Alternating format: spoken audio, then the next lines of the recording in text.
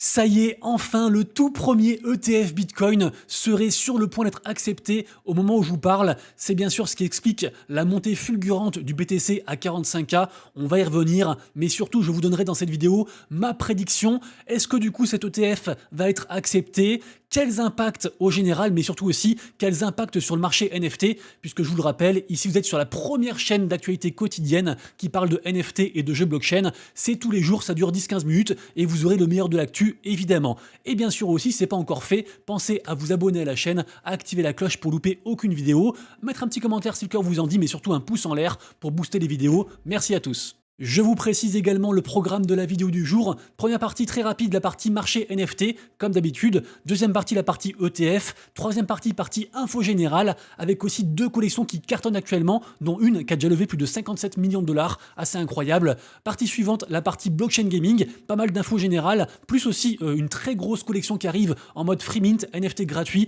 qu'il faudra impérativement suivre. Et à la fin de la vidéo, bien sûr, la partie NFT à surveiller. C'est parti directement. Et aujourd'hui, la vidéo du jour vous est présentée en partenariat avec le site e-commerce Bitrefill. Je pense que beaucoup d'entre vous connaissent déjà, puisqu'en effet, vous êtes nombreux à l'utiliser. Concrètement, Bitrefill, ça permet de dépenser sa crypto en échange de cartes cadeaux, de recharge mobile, de cartes aussi pour les jeux vidéo, genre LOL, le PlayStation Store, etc. Pas mal de choses. Et donc, c'est une manière de relier le monde du Web3 de la crypto avec le monde réel directement. Bien sûr, je précise, ça n'empêche pas qu'il faut quand même déclarer du coup aux impôts quand il y a le passage du coup fiat à un bien ou une monnaie, peu importe, ça change pas si c'est une plus-value. Donc, ne vous servez pas de Bitrefill en pensant que vous allez éviter la flat tax. Sachez également que cette entreprise, c'est pas n'importe quoi, c'est pas n'importe qui. Ils sont là depuis un moment, ils sont reconnus, ils sont dispo dans plus de 170 pays. On peut utiliser du coup Bitcoin, ETH, des stablecoins, pas mal de choses. C'est aussi compatible avec Ledger Live. Donc bref, renseignez-vous toujours évidemment. Vous aurez bien sûr tous les liens en description. Sachez aussi que l'application est dispo évidemment sur mobile. D'ailleurs, je vous montre une petite démo directement ici pour vous montrer comment ça se passe. Vous allez voir, ça se fait easy en fait. Vous téléchargez l'application du coup directement. Vous rechargez du coup la carte cadeau ou ce que vous voulez du coup sur le téléphone avec votre crypto, donc Bitcoin, ETH, etc. Et après, en magasin où vous voulez en fait qui prennent les cartes cadeaux, et vous pouvez dépenser votre argent comme ça. Donc voilà, tout simple en tout cas. Une dernière chose aussi intéressante, c'est qu'en passant par le programme d'affiliation, si vous dépensez plus de 50 $, et en fait on va tous gagner 5 $, donc vous et moi, donc ça soutient aussi la chaîne. Merci beaucoup à Bitrefill et nous on continue les actus. Commençons donc par le petit récap rapide du marché NFT sur 24 heures. Malheureusement, c'est dans le rouge, vous le voyez, c'est sanglant aujourd'hui. Forcément, l'ETF Bitcoin est en attente, les gens sont un petit peu en retrait, les liquidités sont pas forcément là, mais bon, c'est comme ça. Évidemment, ce récap du marché NFT, vous le retrouverez en détail tous les matins sur mon compte Twitter vers environ 11 h. Également aussi disponible sur Binance Square et aussi sur des banques, pour ceux que ça intéresse. Quand même plus en détail, on a un Blue Chip Index aujourd'hui à 5400, donc comme du coup samedi, sentiment de marché à 29 et moins de volume, on a seulement entre guillemets 39,8 millions de volume sur 24 heures, avec toujours du coup Bitcoin et ses NFT ordinal et ses normes BRC20 qui sont en premier. Également aussi à noter quand même que sur ETH, ça recule un petit peu moins. Au niveau du market cap, on a seulement perdu 0,32% depuis hier sur Ethereum, alors qu'au global, toute blockchain confondue, on a perdu 3,2%. Notons également que le jeu Gaz Hero, donc le nouveau jeu du Move to Earn Stephen, est toujours en tête des volumes. C'est assez impressionnant. Du coup, c'est ça en fait qui drive l'essentiel des volumes sur Polygon. Et Polygon, du coup, c'est assez incroyable ce qui se passe actuellement dessus. En gros, c'est des plus hauts en fait jamais atteints depuis février. Donc c'est vraiment incroyable. Pour l'instant, il y a une grosse hype sur ce fameux jeu du coup Gaz Hero. Sachant que j'ai vu plusieurs messages de personnes qui sont entrées le tout premier jour. Le jeu est sorti il y a environ 3-4 jours. Rappelez-vous, on en avait parlé dans la vidéo qui est ici. Quand j'ai marqué du coup Stephen revient.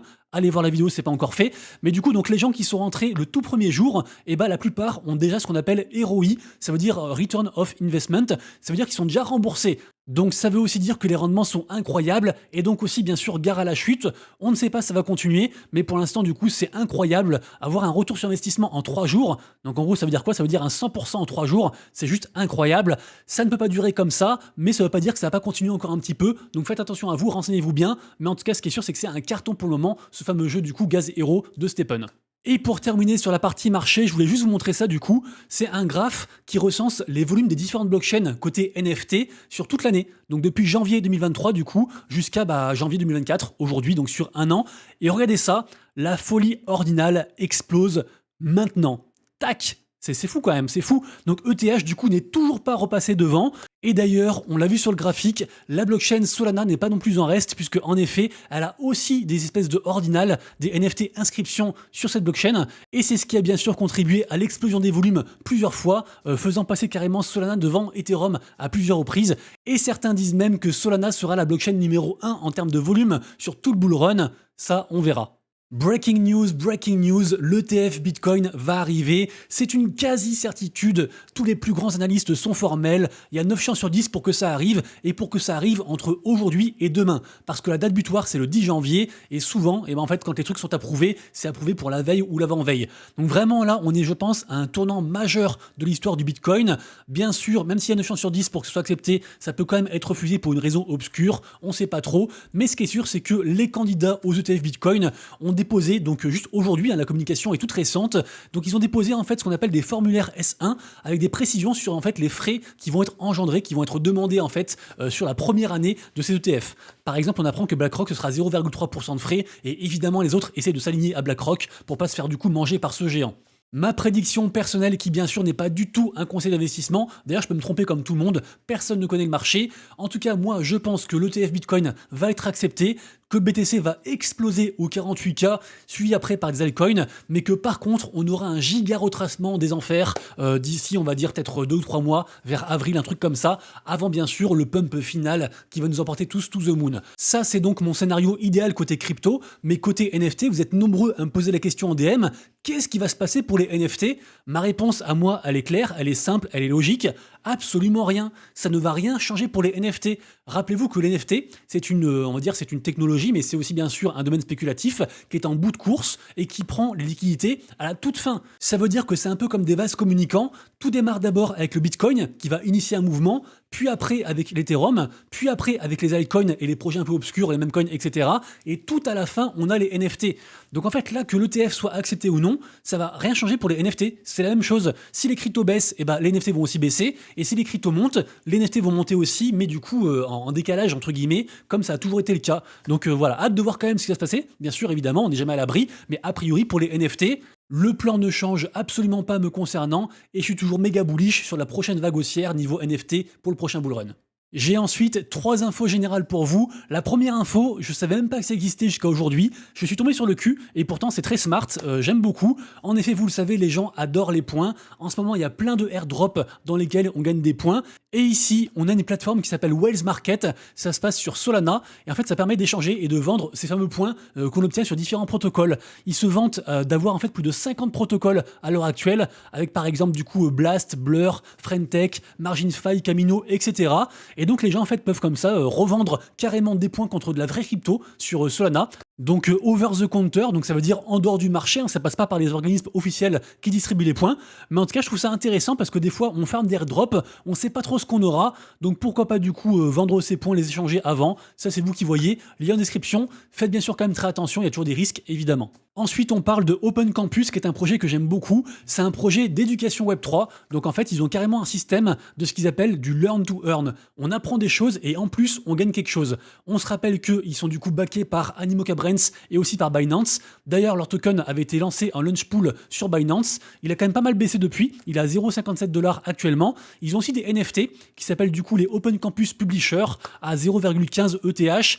Ils annoncent pas mal de nouvelles choses pour janvier, notamment l'arrivée de leur ID NFT. Donc en fait, c'est des sortes de passeports, on va dire, c'est un peu notre identité digitale sur la plateforme. Et en fait, on va pouvoir faire des quêtes, un peu aussi comme ce que fait du coup Mocaverse avec les Moca ID. On fait des quêtes et on va gagner aussi pareil pas mal de choses, genre des points, voilà, les gens aiment bien les points, des points, la crypto, ce genre de choses. Donc voilà, du coup renseignez-vous, le lien sera en description. Pour moi, c'est un très gros projet, un peu sous-estimé. Et enfin, dernière info, on a une sorte de nouvelle utilité des NFT inscriptions. Et non, on ne parle pas des NFT Bitcoin, on ne parle pas des NFT ordinales. Ici, on se trouve sur Ethereum. Rappelez-vous, les NFT inscriptions, c'est des NFT en surcouche de n'importe quelle blockchain. Ici, on parle donc de Ethereum. Et on a ici donc PopPunk. Alors, PopPunk, c'est pas n'importe qui, c'est le cofondateur d'une grosse boîte qui s'appelle Gaslight et qui en gros gère et crée des smart contracts, pour la faire courte. Et bah lui, en fait, il a inscrit l'entièreté du script du film Shrek sur la blockchain, donc dans des des NFT inscriptions en fait sur Ethereum. Évidemment, je suis allé vérifier en regardant sa transaction qui a été faite donc il y a 1 jour et 13 heures, et effectivement, on peut apercevoir que dans les datas de cette transaction, qui est donc vide, hein, qui coûte genre 12 $ à faire, un truc comme ça coûte quasiment rien. C'est d'ailleurs le gros avantage en fait des NFT inscriptions, c'est que c'est très très léger en termes de coût. Et effectivement, donc là ici on a tout le texte en fait, hein, tout le script de Shrek. Donc c'est quoi la conclusion? C'est que pour 12 $, le gars a inscrit à vie pour l'éternité, tant que Internet et la blockchain existent, a inscrit donc le script de Shrek, du film Shrek, sur la blockchain, et ça c'est assez fou. Info rapide ensuite, on a un très joli partenariat entre Deblock et Visa. Visa, évidemment, tout le monde connaît, parce que tout le monde paye avec, mais Deblock, les gens connaissent moins. Pourtant, c'est une très jolie boîte qui fait un mint prochainement, dans quelques jours. Projet très intéressant, d'ailleurs, projet free mint, si jamais. Et Deblock, rappelez-vous, c'est une boîte donc Web3, c'est enregistré PSAN, et il vise à apporter un compte courant sur un wallet non custodial, comme par exemple Metamask. Et d'ailleurs, demain, il y aura une grosse AMA à 18h, avec notamment 5 free mint à gagner, donc pourquoi pas vous. Il y aura aussi Claire Balva, donc pourquoi pas, ça peut être intéressant. Demain 18h du coup pour cette AMA. Ensuite, on parle d'un projet dont tout le monde parle actuellement, le projet Tinfun, qui est donc un projet chinois. D'ailleurs, ce projet a le soutien d'une des plus grosses baleines chinoises qui puisse exister, qui s'appelle du coup BitCloudCat, qui est d'ailleurs pote aussi avec Nigaling, qui est une autre baleine chinoise. Bref, ce projet a réussi à engranger, écoutez-moi bien, plus de 25 400 ETH, donc ça fait environ 57 millions. Et figurez-vous aussi que les gens en fait qui ont déposé au moins 0,2 ETH, ils ont seulement une chance sur 6 d'avoir un NFT à l'arrivée. Donc autant vous dire que c'est la guerre. Et malgré certaines personnes qui disent que ce projet est quand même risqué et que plein de gens en fait ont envoyé de l'argent comme ça sans trop savoir ce qu'allait devenir l'argent, en fait ce projet est tellement hypé que tout le monde s'en fout, tout le monde veut avoir un mint, peu importe les chances de rug, d'arnaque ou non. Je rappelle que ce projet est censé être, d'après leurs mots, une Oriental Fantasy Adventure dans le Web3. J'en sais pas beaucoup plus que ça, mais juste là pour l'instant la hype est folle. Et normalement, on aura le résultat de ceux qui ont participé à la vente d'ici 1 ou 2 jours, donc très rapidement. Et après, concernant du coup le secondary market sur OpenSea, Blur, etc., je m'attends à un prix minimal de 0,5 ETH, sachant que chaque gagnant pourra minter 2 NFT. A priori, ce projet, c'est déjà un projet gagnant. Et également aussi, tout le monde en parle, c'est la folie actuellement, le projet Crypto Undeads sur Solana. Beaucoup de gens sont frustrés. Pourquoi? C'est très simple en fait, ils ont fait des partenariats avec la terre entière, mais au dernier moment, avec un système en fait de premier arrivé, premier servi. Et du coup, en fait, des fois, on s'est rendu compte qu'il y avait un partenariat avec la collection qu'on hold, mais que c'était trop tard pour participer. Moi, par exemple, je suis holder de NFT Cubes, Memland et d'autres, et à chaque fois, j'arrivais trop tard, genre seulement 1 heure après. C'était tout sold out à environ 2,5 sols, et j'ai vu que sur le marché entre guillemets noir, en mode OTC, over the counter, les whitelists, enfin les spots de pre-sale se vendaient déjà pour plus de 7 sols. Donc c'est déjà un x3 assuré. Ce projet surfe clairement sur l'espèce de tendance qui visait à dire que Solana c'était dead, du coup d'où le nom en fait un crypto undeads. Donc en tout cas voilà, projet vraiment à suivre. Si vous le pouvez, essayez d'avoir des spots parce que a priori, une fois de plus, c'est un projet gagnant. Je vous mettrai également en description un petit thread qui explique précisément ce que c'est ce projet, un projet qui vise tout simplement à être les CryptoPunks de Solana. Deuxième partie de la vidéo, la partie blockchain gaming, et on commence directement avec un immense projet, le projet GameGPT. Rappelez-vous, j'en ai parlé je crois samedi, ce projet qui d'ailleurs a annoncé une intégration avec Layer 0, qui est elle-même une grosse narrative pour 2024, pour cette année en fait, côté général, hein, pas que NFT, c'est vraiment un très gros truc qui arrive, un truc vraiment interopérable, qui va aller partout, et d'ailleurs, GameGPT, ils veulent intégrer leur token Duel à justement tous les écosystèmes gaming. Apparemment, ça concerne plus de 10 000 jeux, et y compris les jeux du Web 2, comme par exemple Fortnite, League of Legends, etc.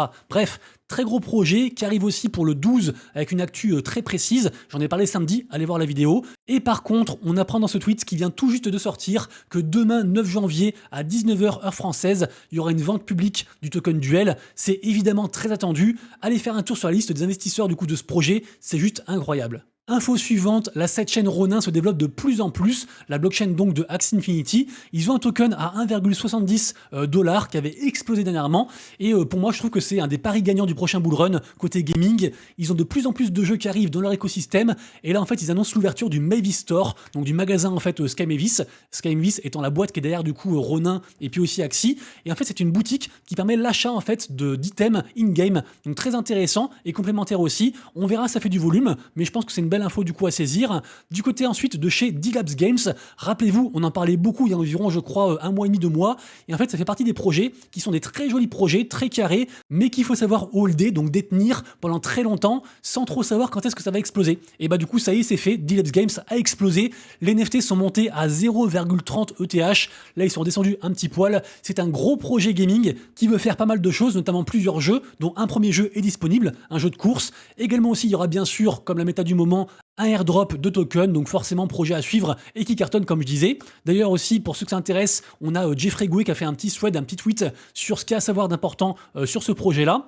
On va ensuite voir côté Society Official, qu'est-ce que c'est? Bah rappelez-vous, en fait j'en ai parlé aussi il y a environ, je crois, 3 semaines, un mois. C'est un immense projet, c'est un triple A, c'est un MMORPG plus un shooter, backé par pas mal de monde très intéressant. Quelques images du coup actuellement à l'écran. Ce projet sera un free mint avec aussi bien sûr un token, évidemment. Vous pouvez d'ores et déjà participer à une loterie gratuite ouverte à tous, seulement 10 spots à gagner. Après forcément un petit supply, seulement 1499 NFT, mais pour moi ce projet, il faut absolument avoir une whitelist, c'est gratuit et ça devrait cartonner.